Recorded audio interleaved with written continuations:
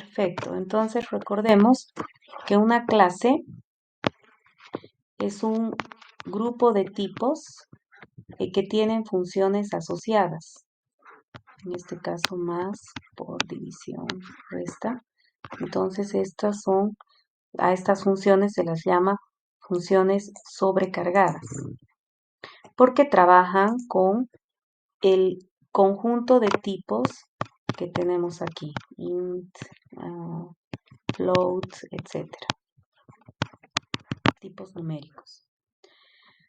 También tenemos la clase ec, que agrupa los tipos cuyos elementos se pueden comparar, como son, entonces las funciones sobrecargadas serían menor, mayor, menor o igual, mayor o igual, la función max y la función min. Entonces, acá están los tipos cuyos valores se pueden comparar. Int, char, bool, etc. Teníamos la clase ord, que agrupa tipos cuyos elementos se pueden comparar. Esto es que se pueden... ¡Ay! Pucha, me he rayado. Perdón. Este es ord, ¿no? Me he rayado y ustedes no me han dicho. Y esta sería la clase ec. Aquí tenemos los tipos de datos cuyos elementos se pueden comparar. Ec de equal, ¿no? Entonces aquí está el igual y el diferente. Esas son las funciones sobrecargadas. Y aquí estarían todos los tipos cuyos elementos se pueden comparar, o sea, todos los tipos a los que se les pueden aplicar estas funciones y así sucesivamente, ¿no es cierto? Habíamos visto la clase show también, que tiene la función show, que me permite convertir cualquier tipo a cadena. Entonces, eso era. Habíamos visto que hay dos formas de sobrecargar. Una es pedirle a Haskell que genere código para sobrecargar y otra es que yo explícitamente sobrecargue. Entonces, la anterior clase habíamos visto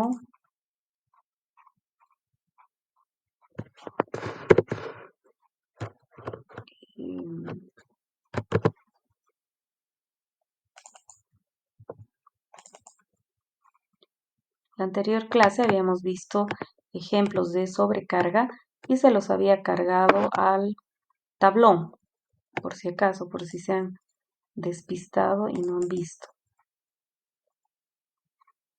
Entonces el código está en el tablón. Habíamos visto que, por ejemplo, acá,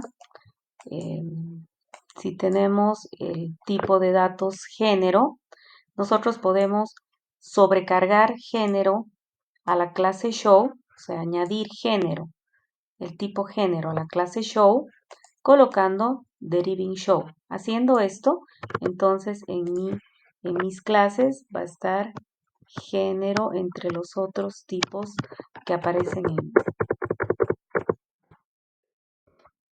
aquí, ¿no? Entonces aquí género, además de int y todos los que había. Pero para realmente instanciar, escribir el código en lugar de que Haskell lo deduzca, entonces lo que nosotros hacemos es instanciar, ¿no? Entonces yo aquí estoy instanciando género para que pertenezca a la clase ec. Haciendo esto, yo estoy añadiendo a la clase ec el tipo de datos género. Y lo que le estoy diciendo básicamente es, estoy definiendo la función igual igual con los valores de tipo género. Sin embargo, gracias a la definición por defecto de la clase, que está aquí, gracias a esta definición a esta definición por defecto, automáticamente cuando yo hago esta definición, automáticamente también se define el diferente. Entonces hasta aquí es mi clase y aquí estos eran ejemplos de instancias de la clase.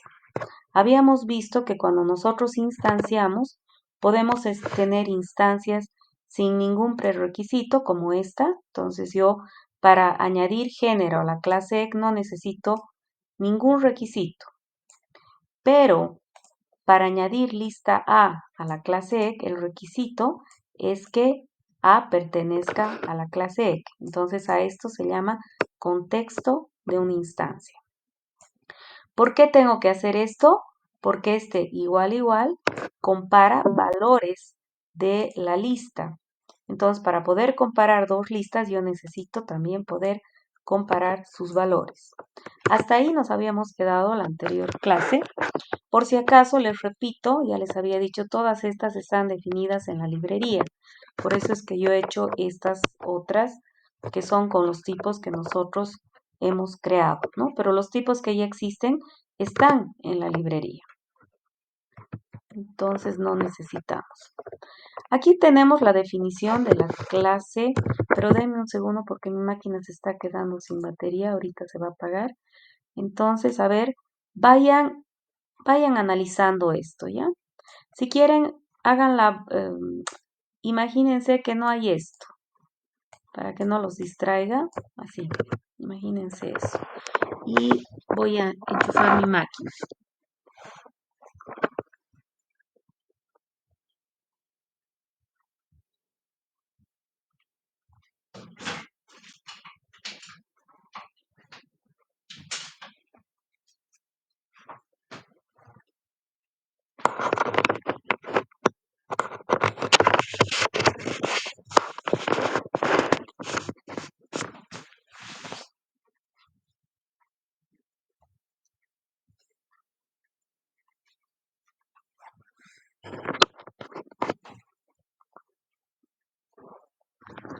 Perfecto. Si ustedes se fijan acá, tenemos la clase ORF y acá colocamos el parámetro que va a representar a cualquier tipo que pertenezca a esta clase, ¿no? Entonces, esta A que tenemos acá, si se fijan, representaría a cualquiera de estos. Estos vendrían a ser los As, ¿ya? Fíjense que mayor, mayor igual, menor, menor igual, son funciones que reciben dos As y devuelven bool, donde A es un tipo que pertenece a OR. Max y min reciben dos valores y devuelven un valor, ¿no? Recuerden que si nosotros hacemos max de 3, 4, me devuelve 4. Y si hacemos min de 3, 4, me devuelve 3, ¿no? Entonces son funciones que quizás no hayamos usado porque nosotros las hemos definido, pero que sí existen y son parte de la clase OR y por tanto son funciones sobrecargadas. Perfecto. Ahora, ¿hasta ahí estamos bien? Ahora fíjense, ¿qué estamos haciendo acá? A ver quién me dice. ¿Dónde estamos marcando ahorita, no? ¿Dónde estamos? En la primera fila antes del bloc de notas. En la fila antes del bloc de notas. ¿Qué estamos haciendo?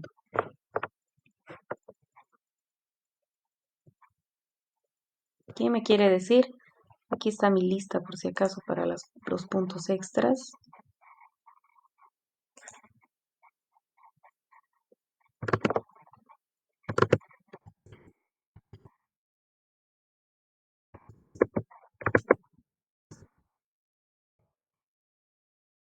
¿Nadie? Estamos definiendo el operador menor.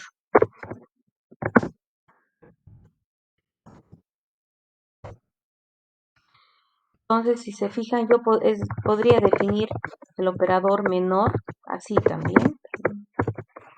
Menor de x y e es igual. Y utilizo menor o igual, x es menor o igual a y x es diferente de y. Entonces, estoy definiendo el operador menor en términos del operador menor o igual y el operador diferente. ¿Se entiende eso? Acá estoy definiendo el operador mayor o igual. Es como que yo hubiera escrito, es exactamente lo mismo, mayor o igual x y e es lo mismo que y menor o igual a x. Entonces estoy definiendo mayor o igual en términos de menor o igual. Aquí estoy definiendo mayor en términos de menor que definí antes. O sea, fíjense, definí menor y aquí para mayor estoy usando menor que definí antes. Para max estoy usando mayor o igual que definí antes. Entonces el máximo entre x y y, si x es mayor o igual a y, es x. Si y es mayor o igual a x, y. El mínimo, podría haber puesto otherwise igual y también, ¿no? Y el mínimo, x menor o igual a y, x. Mínimo, y menor o igual a x, x. Están todos definidos menos uno. ¿Cuál nos falta?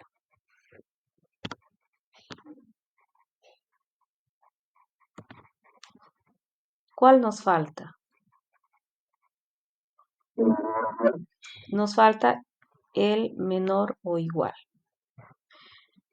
Fíjense, hasta aquí termina mi clase. Aquí termina mi clase. Estas son las definiciones por defecto. Entonces, si el usuario no quiere, puede no definir estas funciones y solo definir menor o igual. Al definir menor o igual, automáticamente se definen todas estas. Entonces, para sobrecargar, yo simplemente necesito definir menor o igual. Entonces, por ejemplo, vamos a hacer directamente en Haskell para que se entienda mejor. Yo podría añadir género a la clase ORD colocando aquí deriving show, ORD, pero voy a hacer la versión explícita. Entonces digo instance ORD género where y solamente defino menor o igual. Entonces digo, y ahora no me van a hacer pecar de machista ni de feminista ni modo. Vamos a suponer que las mujeres son menores a los hombres. No, al revés mejor, ¿no? No tiene sentido, pero bueno, solamente para que se entienda. Masculino es menor o igual a femenino. Eso es true.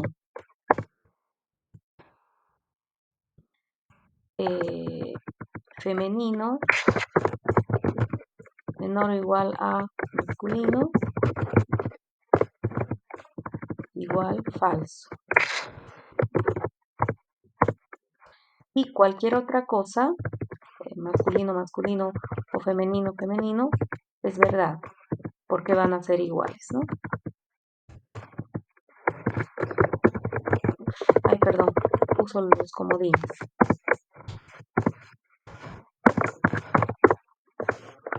Femenino es igual, es menor o igual a femenino, masculino es menor o igual a masculino. Listo. Esta es la forma de instanciar. En realidad, si yo le pido a Haskell que me lo instancie, va a tomar en cuenta el orden en que yo he puesto los atributos acá. O sea, va a ser diferente a lo que yo estoy haciendo. ¿Sí? Entonces, si yo quisiera hacer diferente, no lo que me generaría Haskell, estoy obligada a escribir así. ¿ya? Entonces, gracias a esto, yo voy a poder ordenar géneros. Entonces voy a poder poner, por ejemplo, femenino es el menor o igual a masculino. Eso me va a dar falso, ¿no? Porque hemos dicho que el género masculino es menor. Pero podría poner, quiero que me des el máximo entre femenino y masculino. Me devuelve femenino. Fíjense que yo solo he definido menor o igual, pero gracias a esas definiciones por defecto, puedo usar max, puedo usar min, lo que ustedes quieran. Puedo usar mínimo y me va a dar el resultado, ¿no? Puedo usar mayor, femenino, mayor a masculino, eso me va a dar verdad. Y así, ¿no? Y con eso automáticamente se define. Ahora, acá también puedo añadir a la clase OR el tipo lista, ¿no? Ahora, fíjense un detalle. Voy a borrar todo para que vean el detalle. Fíjense que en esta parte yo estoy utilizando una función que no es función miembro de mi clase. En mi clase yo tengo mayor, mayor o igual, menor, menor o igual, max, min, pero no tengo diferente. Diferente es una función que pertenece a otra clase. ¿A qué clase pertenece diferente?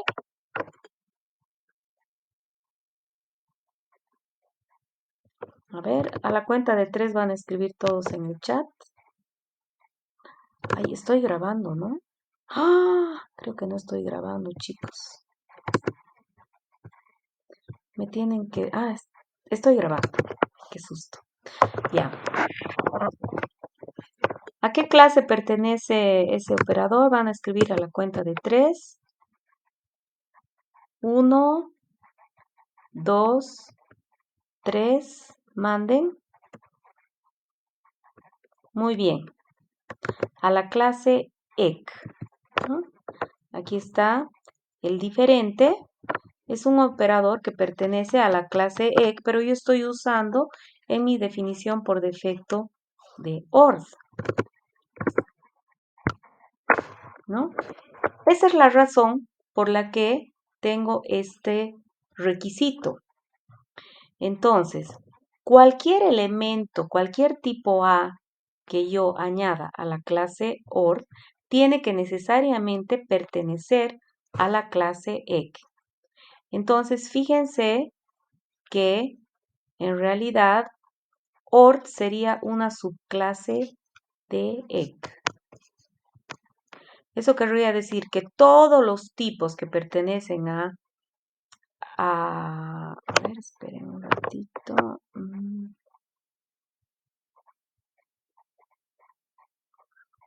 Todos los tipos que pertenecen a OR tienen que necesariamente también pertenecer a EC. Entonces, OR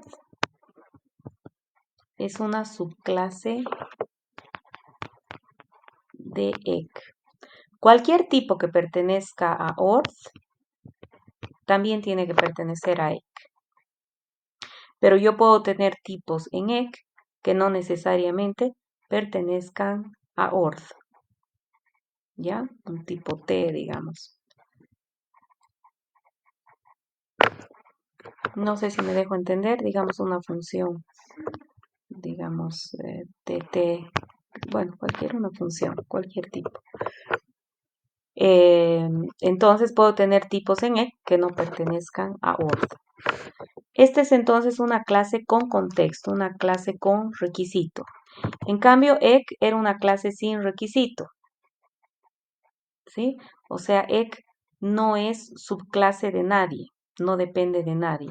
En cambio, OR es subclase de EC, porque depende de EC. El requisito es que también los elementos que se quieran ordenar también se tienen que poder comparar, porque estoy utilizando el diferente. Ustedes no tienen que definir estas clases por si acaso. Esto está en la librería. Lo único que tienen que hacer es el código que nosotros hemos hecho acá, ¿no es cierto? Instanciar. Crean una nueva clase y la pueden instanciar. Perdón, crean un nuevo tipo y lo pueden instanciar a la clase que quieran. También podrían crear clases, pero eso no entra al examen. Esa es programación funcional más avanzada, ¿no? Inventar una clase de valores con ciertos tipos, ¿no? Que yo pueda hacer cosas con mi clase. Entonces tengo que concebir un conjunto de funciones y un conjunto de tipos que van a trabajar sobre esos tipos.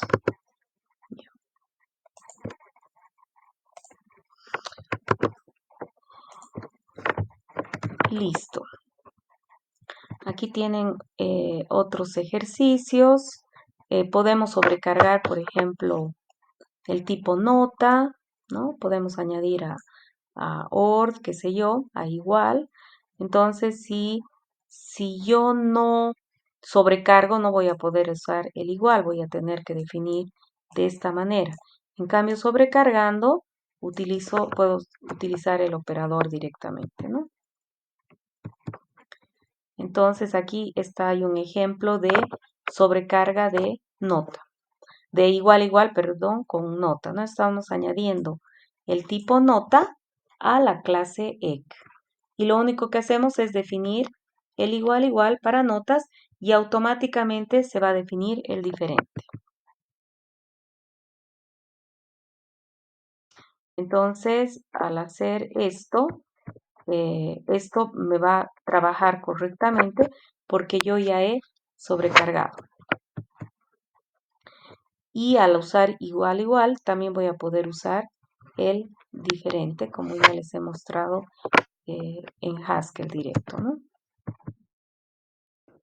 También puedo ordenar. Entonces yo digo nota es un miembro de la clase ord, numeral x es menor o igual. Estoy definiendo menor o igual, fíjense. Podría haber hecho colocando el menor o igual como parámetro, como función con paréntesis, ¿no? Entonces una nota es menor o igual que otra si sus valores si x es menor o igual a y. Si las notas son literales, entonces una nota literal es menor o igual a otra cuando cuando x es mayor, ¿no? Porque acuérdense que es A, B, C, D, este es el ejercicio que hicimos antes, ¿no? Donde A es la mejor nota, peor y este es a plazo. Entonces, mientras menor sea la nota, mientras menor sea la letra, mayor es la nota. Por eso es que si la letra es mayor a Y, el literal es menor que el literal de Y, ¿no? Esta nota literal es menor que esta cuando la nota es mayor.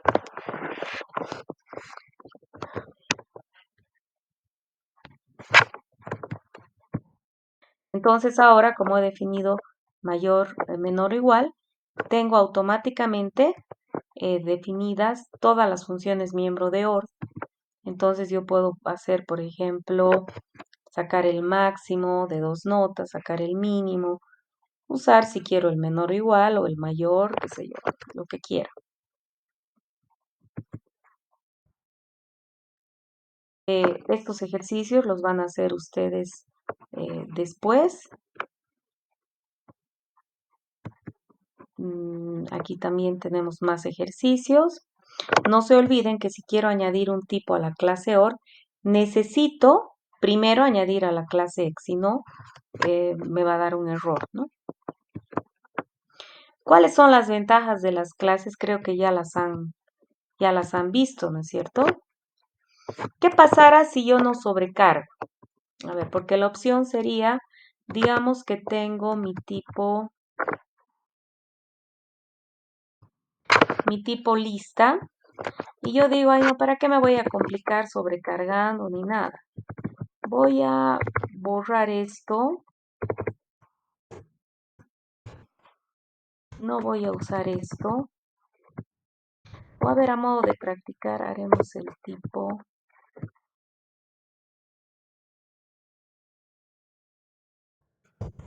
Podemos hacer un tipo compuesto data, nota,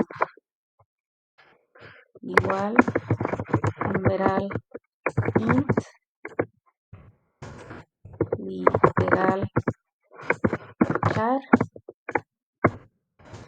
y una nota nula, digamos, para que sea diferente a lo que hicimos o a lo que está en la diapositiva. Entonces, yo digo, ay, ¿para qué voy a complicarme con sobrecargas? Mejor definiré mis funciones. Entonces, son iguales, podría definir. Son notas iguales. Recibe dos notas y devuelve un puro. Entonces, son notas iguales y pongo los patrones. Acuérdense que los patrones van a estar dados por los constructores. Entonces, este es un patrón, solo que en lugar del tipo voy a poner un valor, ¿no? N, digamos, N1. Mi otra nota, numeral, N2. Cuando dos notas son iguales, cuando tienen los mismos valores. N1 es igual a N2. El otro caso sería que mis notas sean literales. Literal, carácter 1. Literal, carácter 2. C1 es igual a C2. También son notas iguales las notas nulas. Entonces, nula, nula es true. Cualquier otra cosa, aquí uso los comodines, sería falso. No son iguales. Entonces, aquí puedo sobrevivir sin sobrecargar. Pero, ¿qué pasaría? A ver, ¿quién me quiere decir?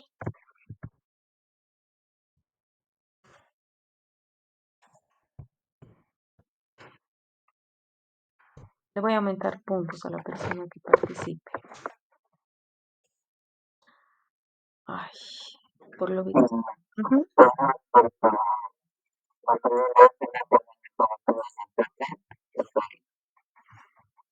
Exacto,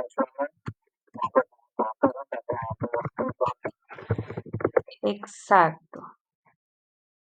Ella había tenido múltiple declaración. Qué raro. Perdón, aquí me está dando error porque ya debo tener aquí abajo. Voy a borrar todo lo que tengo aquí abajo. ¿Bien?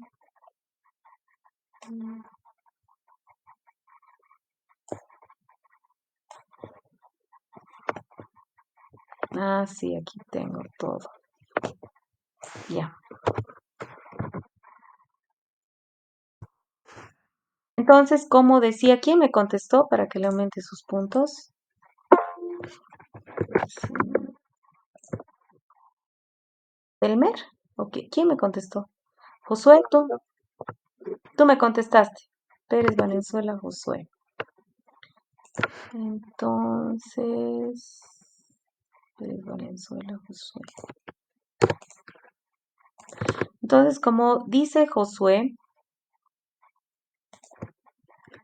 si yo hago esto y prescindo de la clase, de la sobrecarga, entonces, para empezar, no voy a tener definidas el resto de las funciones, ¿no es cierto? Entonces, si yo pongo, bueno, a ver si ya dio.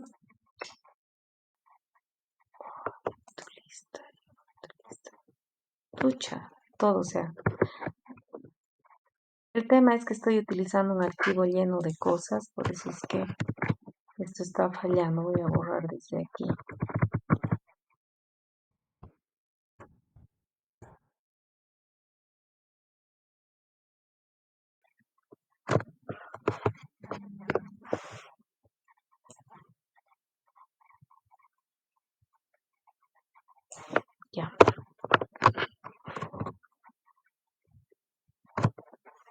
Y ahora sí va a dar.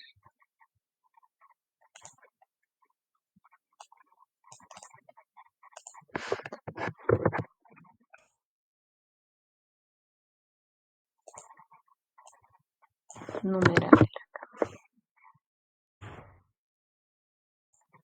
Ahora sí.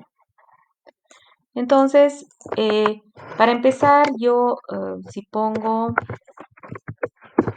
numeral 5 me da, no he puesto el deriving show, ¿no? No he sobrecargado a la clase show. Deriving show. Guardamos, recargamos. Numeral 5 me da numeral 5. Ahora si yo escribo numeral 5 igual a numeral 7, me va a dar error. Pero puedo escribir en lugar del igual, son notas iguales y me va a devolver falso. Pero si quisiera ver si son notas diferentes, tendría que definir otra función, son notas diferentes, ¿no? Para OR sería todavía más notorio, ¿no es cierto? Entonces, una de las grandes ventajas de usar clases es que definiendo, para añadir un tipo a una clase solo tengo que definir una de las operaciones, me puedo beneficiar de las definiciones por defecto para que el resto se definan automáticamente. Todas estas se definirían automáticamente. Y la otra gran ventaja es que no tengo que estar pensando en nombres diferentes, no tengo que estar, son listas iguales, son géneros iguales, son, ¿no? Tendría que poner diferentes nombres a una función que en esencia es lo mismo, compara si son iguales o no. Entonces, estoy utilizando un estándar, ¿no? Un operador que ya todos conocemos. Esas son las grandes ventajas de las clases, ¿ya? No sé si tienen alguna pregunta.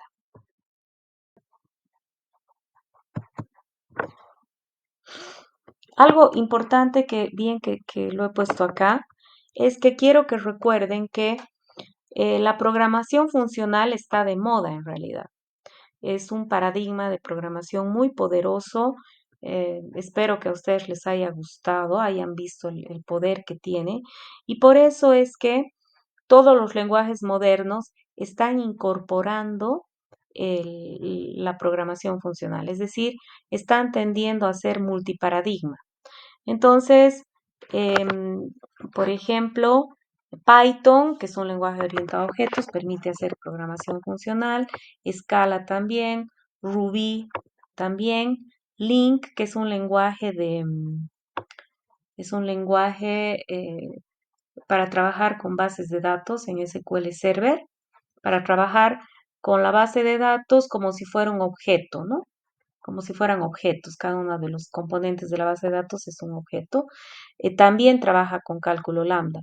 Entonces, el que ustedes sepan programación funcional les da una ventaja competitiva terrible porque ustedes van a poder utilizar estos lenguajes, aprovechar mejor estos lenguajes, entender mejor estos lenguajes.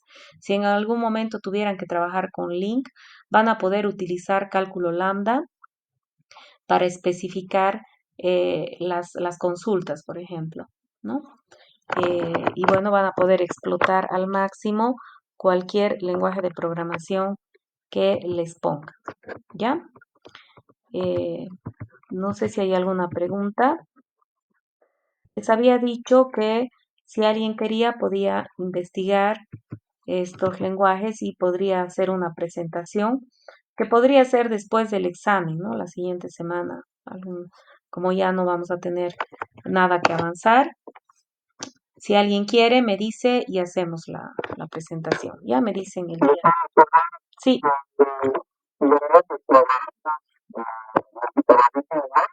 sí, no, es multiparadigma también. En realidad es más orientado a objetos, pero permite programación funcional. O sea, esa es la tendencia. Eh, hacer estos lenguajes híbridos, ¿no es cierto?, para sacar lo mejor de cada paradigma. Entonces, como... ¿Perdón? Python también. Ajá, exacto. Son, sí, todos estos son multiparadigmas. Y este link es un lenguaje, de hecho, ahorita están muy de moda. Scala, por ejemplo, es un lenguaje que no todos saben, pero que eh, pagan, o sea, pagan bien a la gente que sabe bien Scala y que sabe aplicar el paradigma funcional, ¿no? Porque la manera de sacarle ventaja es sabiendo el paradigma funcional. Ahora, ¿por qué nosotros en la materia hemos utilizado Haskell? Porque nosotros queremos dominar el paradigma, ¿no? Entonces, si nos hubiéramos limitado a uno de estos lenguajes, no dominaríamos el paradigma y entonces, en el momento en que incorporen estos lenguajes algún concepto eh, nuevo o algún concepto que no incorporan de programación funcional, no nos serviría, ¿me entienden? O sea, en lugar de ver todo el universo, estaríamos viendo solamente una partecita. Por eso es que utilizamos Haskell. ¿Ya? No sé si hay alguna otra pregunta. Ruby también está de moda para hacer aplicaciones web y también utiliza el paradigma funcional. Entonces, ustedes tienen una ventaja competitiva tremenda frente a los que estudian, por ejemplo, ingeniería de sistemas, ¿no? Que no ven programación funcional. Entonces, cuando estén trabajando ustedes, es muy probable que utilicen estos lenguajes, incluso C Sharp, o sea, todos los lenguajes Java, Java 8, todos los lenguajes modernos, las nuevas versiones, ya son multiparadigmas y permiten programación funcional. O sea, la programación funcional está de moda por lo poderosa que es, ¿no es cierto? Por los poderosos mecanismos de abstracción que tienen que permiten hacer programación genérica, ¿no?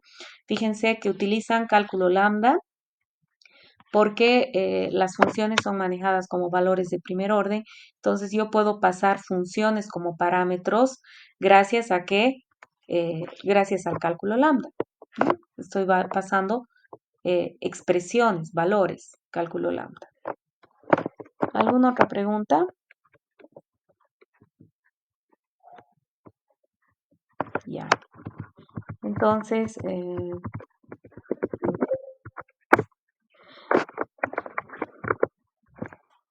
a ver, ¿qué hora es? Para que no sea tan pesada la clase.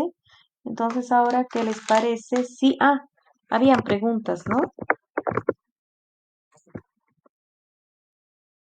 Alguien hizo esto, la función for tree. Esto es súper lindo. em, pero sí, me parece excelente que les voy a mostrar. Yo puedo definir,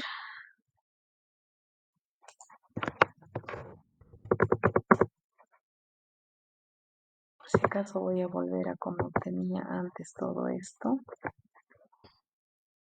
Más bien voy a borrar esto. Ya. Yo puedo definir el fold que nosotros hemos visto sobre listas, lo puedo definir para cualquier tipo de datos que me invente. Entonces, por ejemplo, yo podría hacer un fold para un árbol. Pero vamos a hacer un fold para este árbol, ¿ya? El ejercicio era, entonces, definir una función fold para el tipo árbol A. Recordemos entonces la esencia del fold. Lo vamos a recordar con el tipo lista para que se asemeje más a...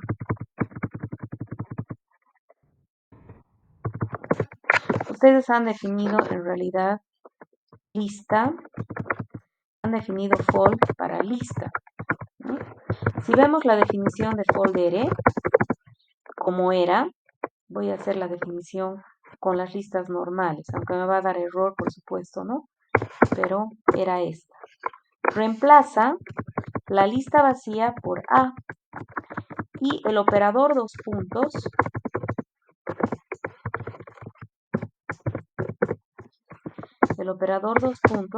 lo reemplaza por F. Entonces, esto es X,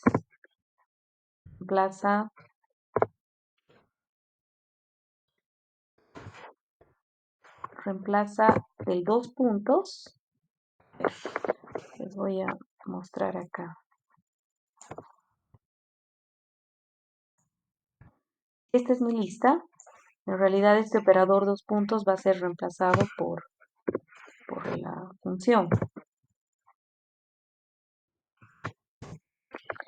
Y XS también tiene que ser reemplazado. Entonces hago folder FA XS. Esta es la definición de folder que está en la librería estándar. Entonces, si se fijan, reemplaza los constructores de lista, que es el dos puntos, y la lista vacía por funciones F y A. En este caso, los constructores son vacía y add. De ahí viene el nombre. ¿Ya? Entonces, yo puedo definir folder para esta lista con esa idea. Esto lo voy a poner con comentario porque por supuesto me va a dar error. Entonces, yo defino folder para estas listas. Entonces necesito algo que me reemplace a este constructor y algo que me reemplace a este constructor. Entonces voy a ponerle V, lo que me va a reemplazar a vacía, y A, lo que me va a reemplazar a A. En realidad este V vendría a ser el A y esta vendría a ser el F, ¿no? Pero le estoy poniendo los mismos nombres de los constructores. Y tengo mis casos. Este voy a poner mi folder.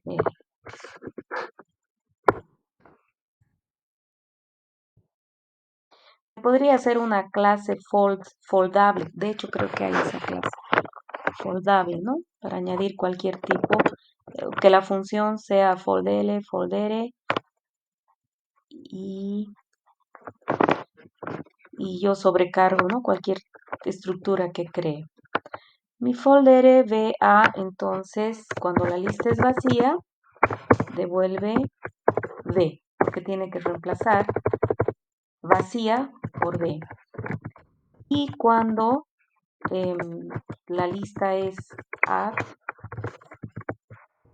XXS, tengo mi constructor, entonces tiene que reemplazar, me voy a copiar esto, tiene que reemplazar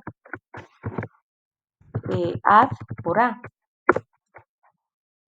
pero el resto también lo tiene que seguir reemplazando. Mi folder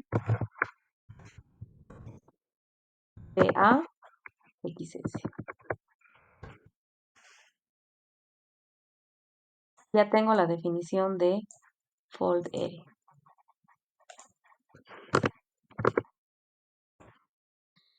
Entonces, otra vez. Sí. Es que he debido hacer copy nomás, me borro.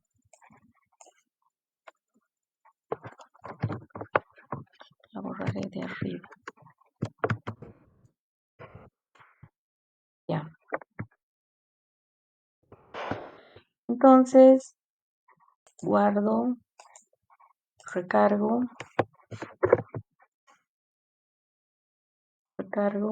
mi folder.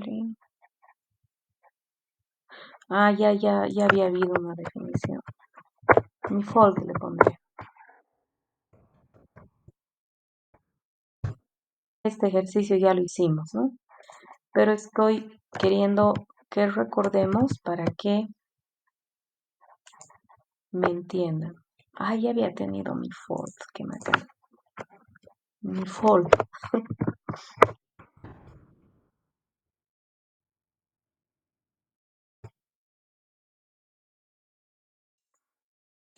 Ya, ahora sí.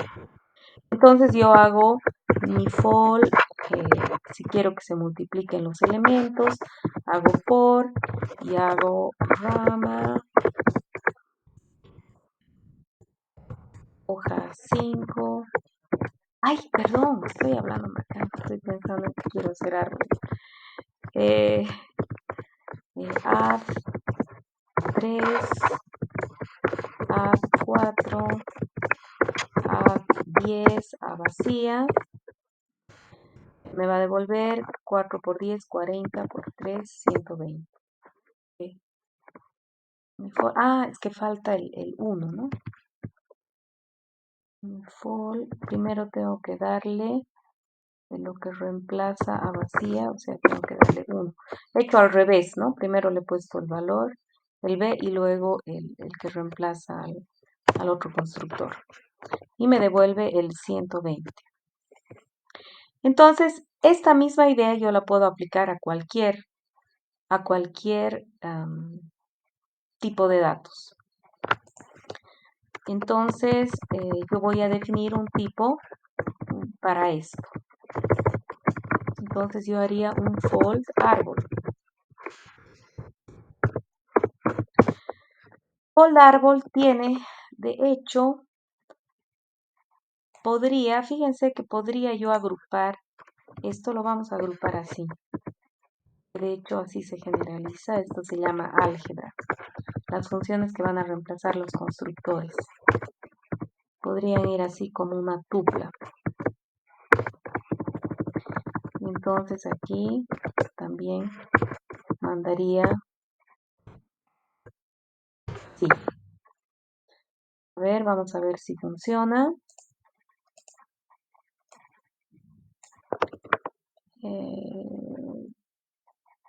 Default. Yes.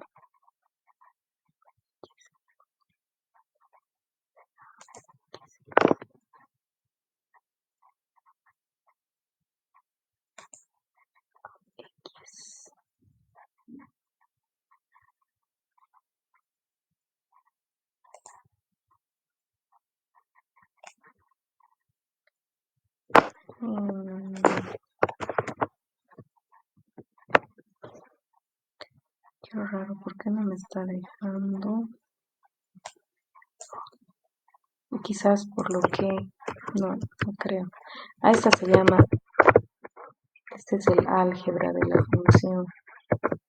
Es para no repetir, ¿no? Entonces aquí pongo otra vez el álgebra. En lugar de... Sí.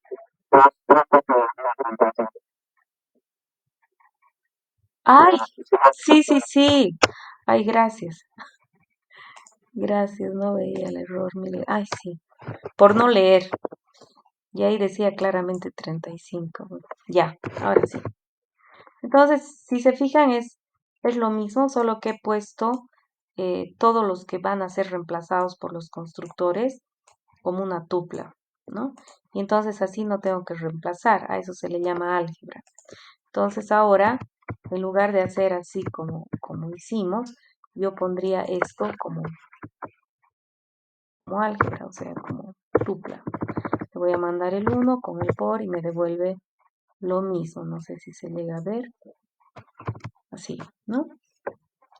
Le mando el álgebra. La lista vacía va a ser reemplazada por 1 y add va a ser reemplazado por este operador, ¿no? Y entonces me devuelve 120. Entonces yo puedo hacer lo mismo en un árbol. Cualquier estructura que crea. Entonces tendría fold árbol. Mi álgebra va a estar dada por una función que va a reemplazar las hojas y una que va a reemplazar las ramas. ¿Sí? H de hoja, R de rama. Y voy a tener en mi caso básico que sea una hoja X. En cuyo caso reemplazaría, o sea, devolvería, tengo que devolver esto mismo, pero cambiando hoja por la función h. Y lo mismo, si yo tengo hr y acá tengo que poner mi patrón, ¿no? Solo que en lugar de tener esto, tendría árbol izquierdo. En lugar de esto, árbol derecho. AB. Entonces, ¿qué es lo que tengo que hacer yo? Reemplazar rama por R. Entonces hago rama, reemplazo por R. Pero no puedo dejar esto así, porque estos también son árboles. Tengo también que reemplazar a I y a D. Entonces, voy a reemplazar a I y voy a reemplazar a D. Pero ¿cómo reemplazo? Aplicando el árbol HR a AI y fold árbol HR a AB. Y con eso ya tengo definido la función fold árbol. Sin embargo, para que no se repita esto aquí tan feo, utilizo un patrón arroba. ¿Ya? Lo voy a dejar así por el momento, ¿no? Para que veamos que funciona. Y entonces yo puedo hacer fold árbol, podría hacer que se sumen los valores. Entonces la hoja tiene que ser, devolverme el mismo valor, si quiero que me devuelva las hojas. Entonces aquí puedo poner la función identidad, si recibe un X, que devuelva X. Y rama, bueno, aquí les va a aparecer chino antiguo si se han olvidado cálculo lambda, ¿no? Y esto que sume, que sea un más nomás. Esa es mi álgebra. Y aquí pongo cualquier árbol. Tenemos rama, hoja 10. Lo feo de escribir aquí así es que, hoja 3, es que es muy largo, ¿no? Pero creo que teníamos un arbolito acá. Entonces está sumando las hojas. Creo que aquí habían árboles. Aquí está. Este árbol 1, por ejemplo. Aquí le voy a mandar el árbol 1. Y me va a devolver 26. 10 más 2, 12 más 5, 17 más 9, 26. Si quisiera que me devuelva el máximo valor del árbol, aquí pondría más. Me devolvería 10, que es el valor máximo. Si quisiera que me contara cuántas hojas hay, aquí pondría un 1 y aquí pondría un más. Y me devolvería la cantidad de hojas. 4 hojas. 1, 2, 3, 4. Y así yo le estoy dando a cada punto estructural una tarea para que se operen los elementos de la manera que yo quiera, ¿no es cierto? Entonces esta función fold realmente es hermosa y se puede aplicar a cualquier estructura. Incluso ustedes cuando vean gramáticas, eh, diseño de compiladores, no sé cómo les cambian los nombres a las materias, ahorita no tengo los nombres presentes, pero creo que hay una materia de lenguajes de programación y compiladores, algo así. En esas materias ustedes pueden hacer un compilador usando programación funcional, trabajando directamente con la gramática. Ustedes pueden definir la gramática de algún lenguaje pequeño, utilizando un tipo de datos, un data, ¿no? Entonces, esta materia les va a servir un montón para esas materias de diseño de compiladores y podrían definir un editor, digamos, utilizando puro false, ¿no? Un editor de ese lenguaje o un analizador sintáctico, semántico. Como no han visto compiladores todavía, seguramente no me van a entender. Pero bueno, pueden ubicarse porque la sintaxis, un lenguaje tiene una sintaxis y la sintaxis está definida en una gramática. Entonces, un programa que reconoce si una sentencia es correcta, obedece a la sintaxis, eso es un analizador sintáctico, por ejemplo, ¿no? Entonces, pueden hacer ese tipo de cosas, ¿no? Con solo los false.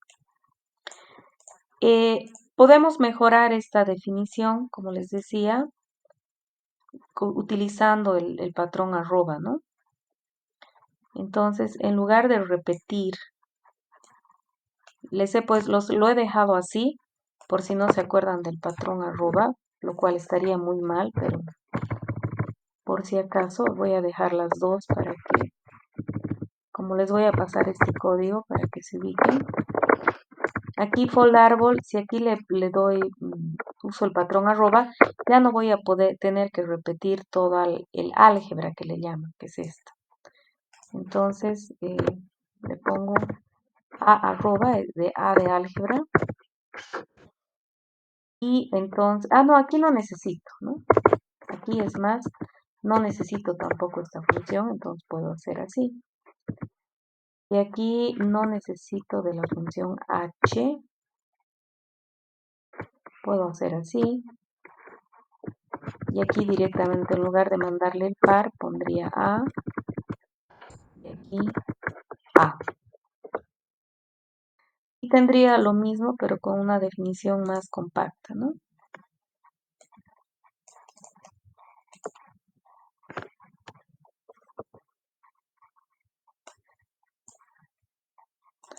Entonces, todo sigue funcionando normal, ¿no?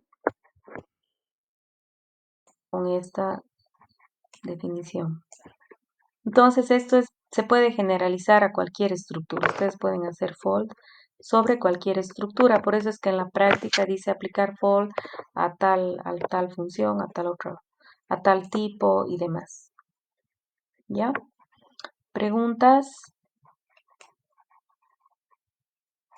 Esto entonces bueno, creo que voy a repetir algunas cosas.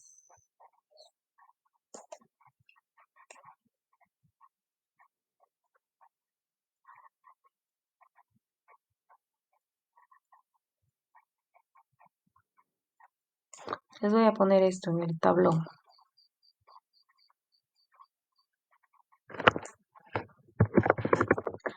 Listo, ¿preguntas? Entonces, por favor, ahora el tiempo que queda, pónganse a trabajar en la práctica o en los ejercicios primero de la diapositiva. Cualquier consulta me preguntan, yo estoy aquí, ¿ya?